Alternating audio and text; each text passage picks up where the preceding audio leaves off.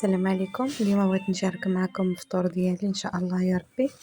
انا اليوم عندي واحد شويه ديال السردين، درتو بحال هكايا كفته، طحنتو ودرت عليه الشرموله والروز وبغيت نديرو مع لاصوص. لاصوص ديالي درت فيها هنايا جوج مطيشات محكوكين وواحد البصله مشلضه ومعلقه كبيره ديال الحك مطيشه صافي. وكورت هنايا الكفته ديال الحوت ودرت العطريه ديالي في مطيشه، هنا الكمون والابزار والتحميره والملح، درت غير شي شويه على حسب الكويرات ديال الحوت، راني ديجا دايره فيهم شرموله فيها الملحه، ما قويتش بزاف. صافي كتختار معايا بحال هذا الشكل هذا. كندير فيها الزيت الروميه وزيت العود، كتجي خاطره بحال هكا، كتجي الصراحه بنينه وزوينه. صافي حيت انا كنت مزروبه على الفطور درت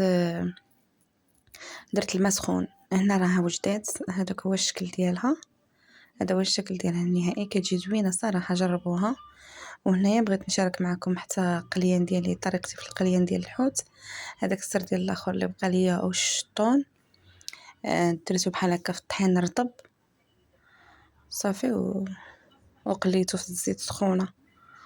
صراحه كيجي زويون والله. كنتمنى انكم تجربوها، ولا بغيتوا الطريقه ولا احتاجيتوا للطريقه ولا شي حاجه تقدروا تخليوها لي في التعليق ونتشارك معكم الطريقه. هذا الحوت من التقله، وبصحه والراحه، بصحه فطوركم.